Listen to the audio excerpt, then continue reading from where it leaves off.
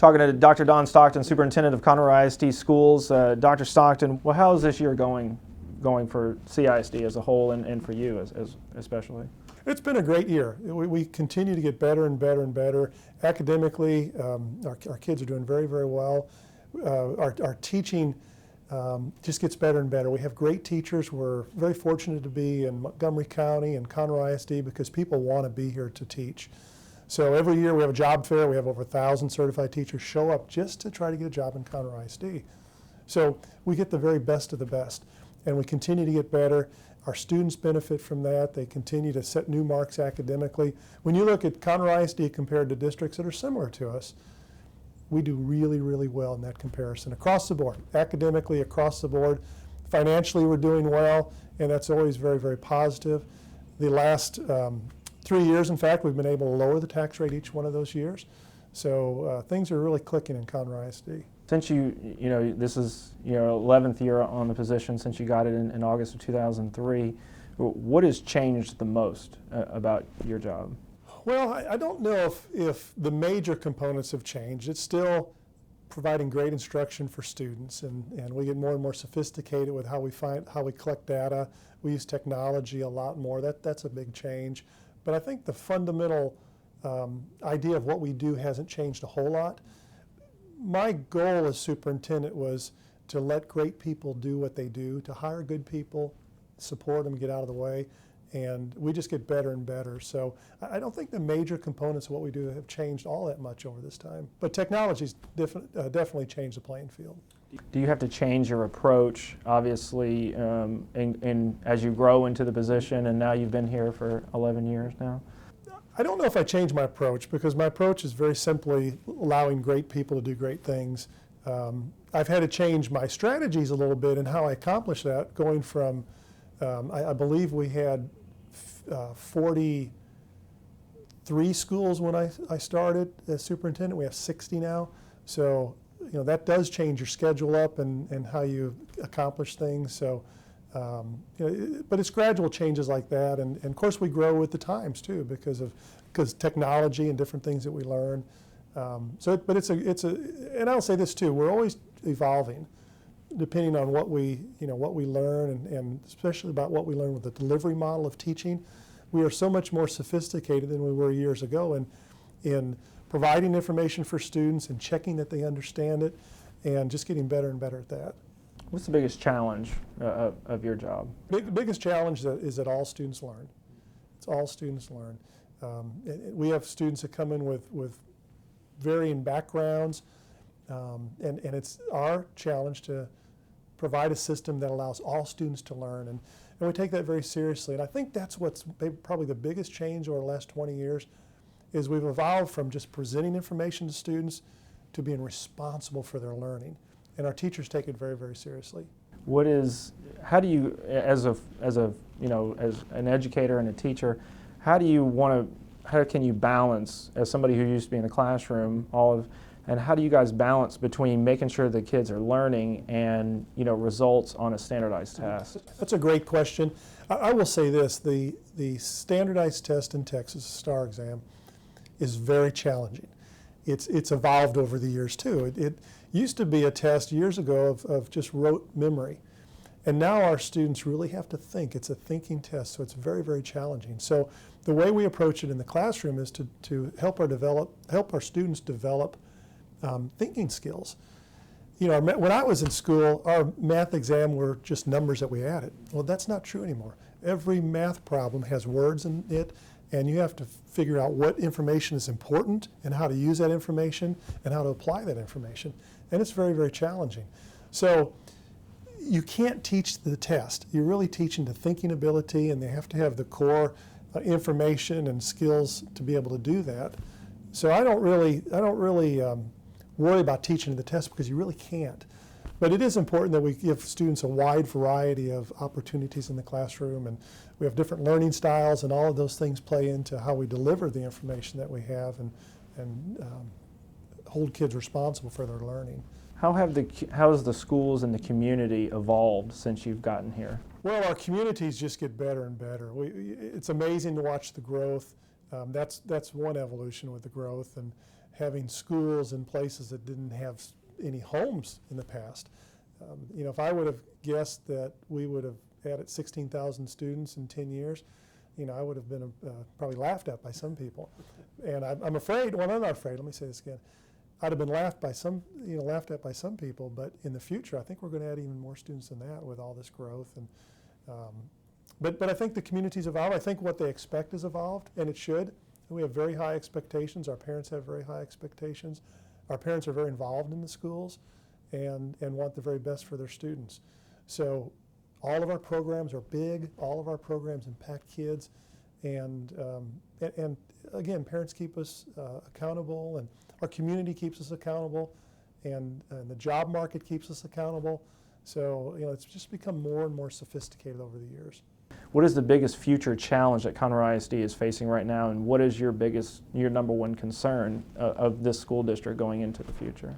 Well, one of the bigger challenges is our growth, and we have to continue to purchase land, build schools, hire teachers, and all those things that go with it. And that's becoming more and more challenging as far as finding land. And years ago, land was very easy to purchase, and it's such in demand now that that's very challenging. So being able to do that, and at the same time, as we grow schools, to keep our culture where we want it to be and keep our expectations where we want it to be.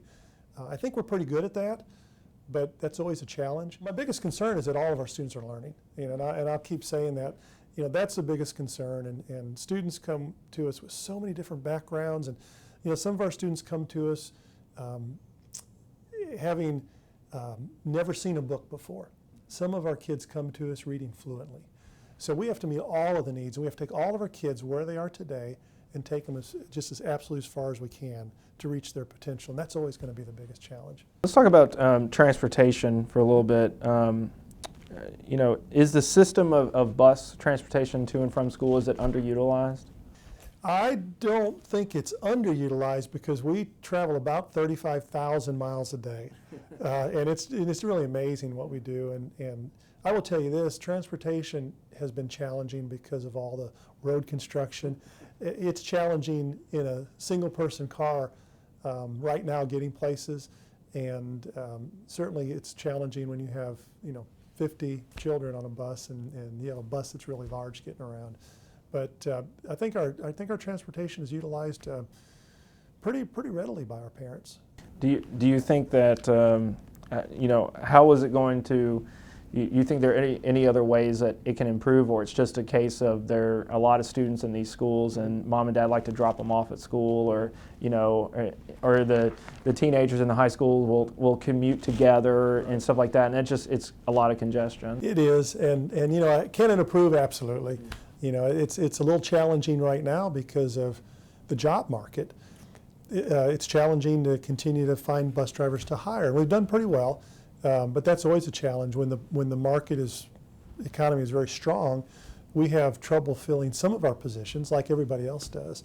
But we can certainly get better and better as the road construction gets better. But at the same time, we're going to be adding new schools and have new pathways too. So I don't think that challenge is going to go away.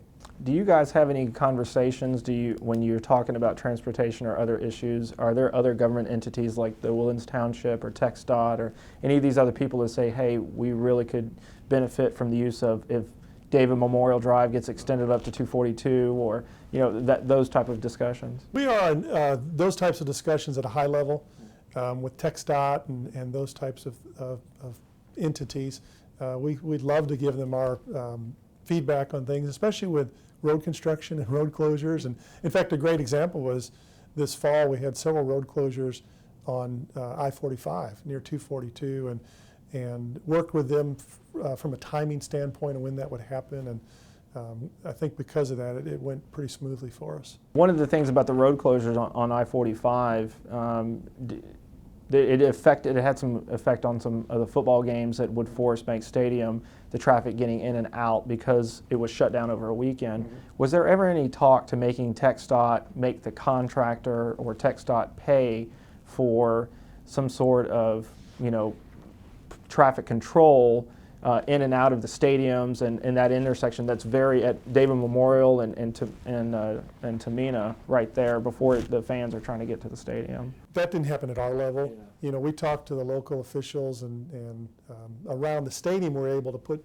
you know, our police officers there, and Shenandoah's worked well with us, but beyond that we didn't have a lot of say in that, you know, so to speak.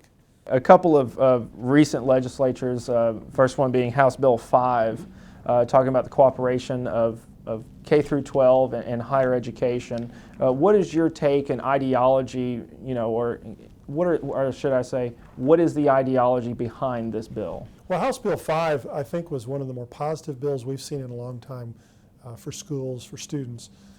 It gives students more flexibility.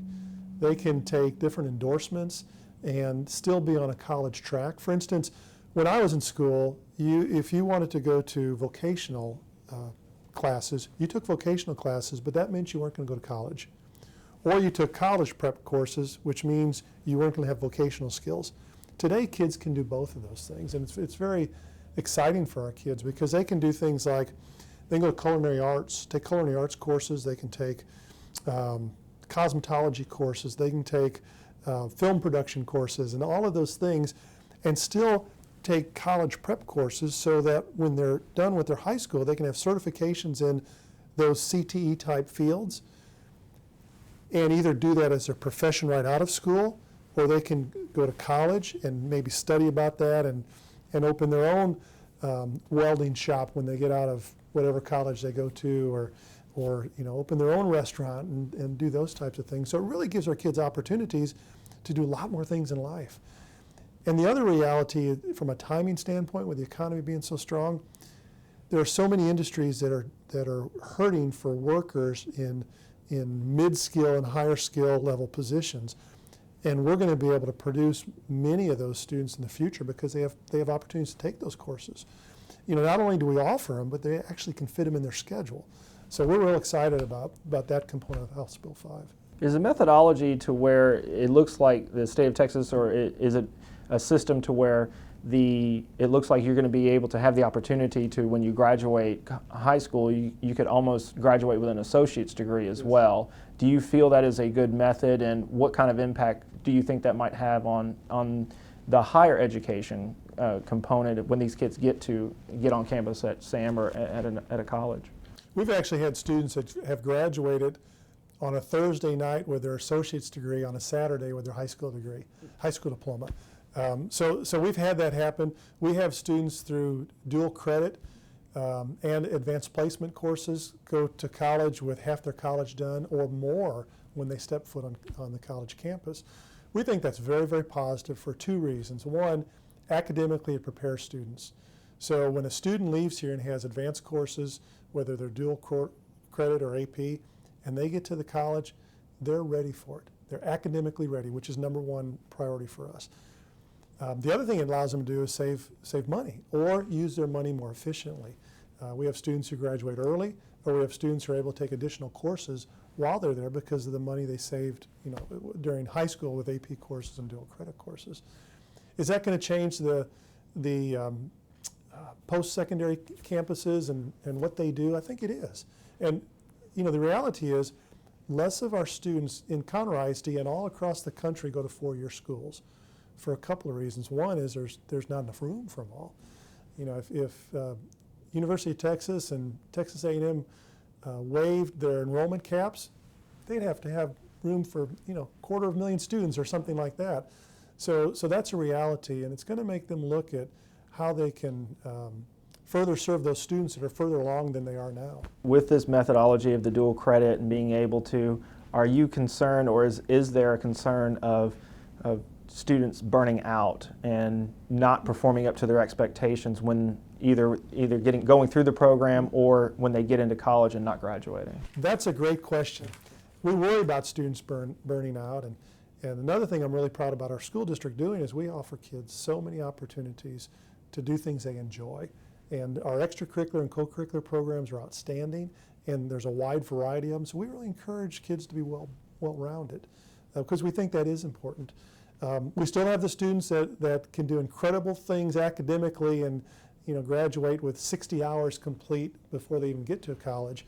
But we have lots of students who do a mixture of things to help address that issue. Are there any issues that you see in the future? Are there any pressing issues, anything like that, that you feel as an administrator that the legislature in Austin is not addressing? Well, the number one thing I always tell our legislators is we want as much local control as possible. We have a great school board, and our school board represents our community and their values. So my message is always give us more local control. And anything that comes up, give us local control as much as possible, because our community is going to make good decisions. They're going to make good decisions on who's on the school board, and our school board is going to represent them. I want to talk a little bit about the school academic year. There was a big brouhaha, about a few years ago, 5 years ago, about schools switching to year-round. And there was a debate, do kids learn more, with the current model, of a 9-month school year and then they're out for 2.5 months or whatever, or would they benefit from a year-round school and just intermittent breaks during the different semesters or whatever, kind of like more of like a college model. What is your take on that? I don't think, year-round schools became the hot topic about 20 years ago, and they've all faded away because I don't think the research proved what they were hoping it proved, that it was more beneficial for students.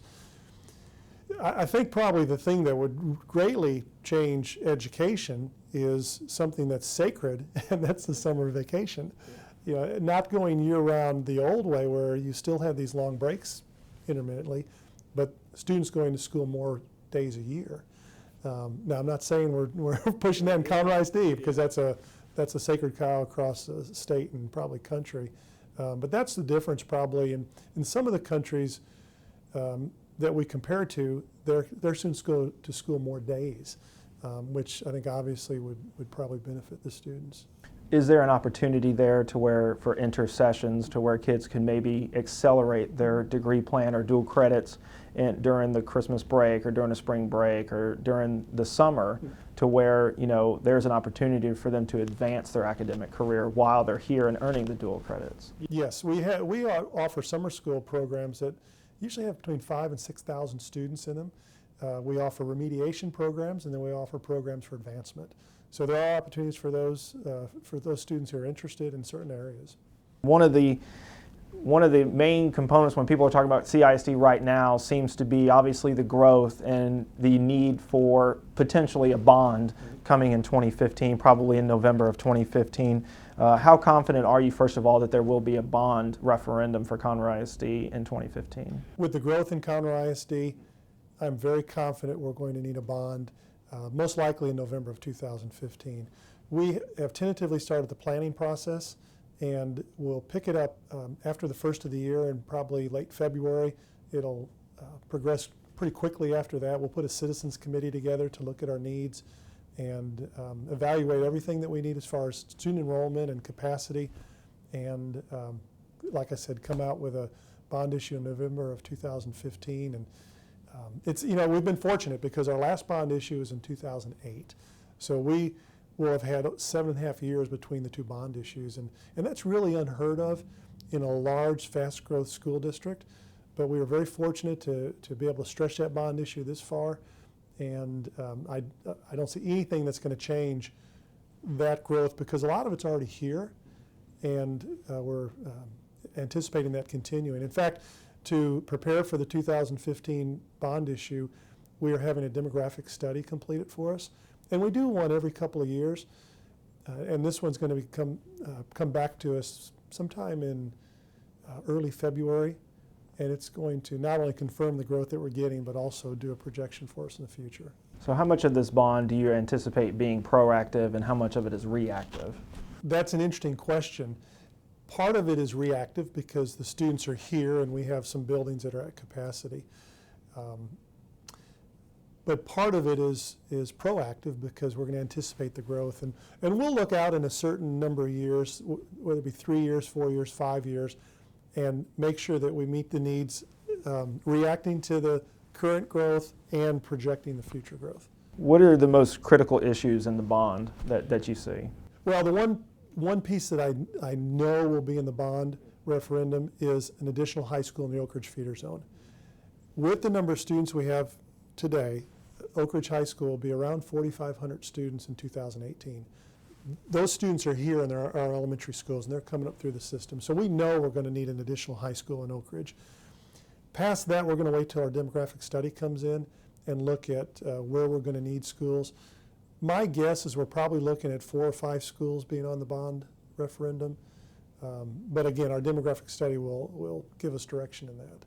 Are the challenges different between the North County, let's just say the North County schools, and like for the high schools, Conroe and Caney Creek, as opposed to the Woodlands, College Park, and Oak Ridge in the South County? Is there a difference between the sides of the county, and, you know, as far as the needs and the growth and everything? Well, we've seen growth in South County for a long time, in the Woodlands specifically, and the Woodlands now is growing out of CISD. Oak Ridge is our fastest growing feeder system with number of students coming in. We've seen a lot of growth pick up in Conroe with some major developments. Caney Creek area is a little bit slower, but there's a lot of land out there, and we're hearing rumors of some large developments going out in that area. So the challenges are the same. It's the timing of the challenges that come. But that's why we do a demographic study. We monitor all those things.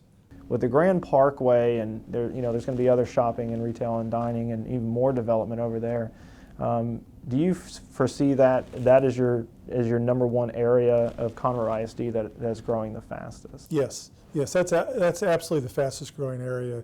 The Oak Ridge feeder zone for the last several years is the fastest growing, and that area specifically. The Grand Parkway is going to change that area when it opens up, and you'll see more and more development. There's a lot of land in that area that's undeveloped right now. It's going to take some time to develop some of that land, but that's definitely going to be the fastest growing, and probably the fastest growing for many years to come.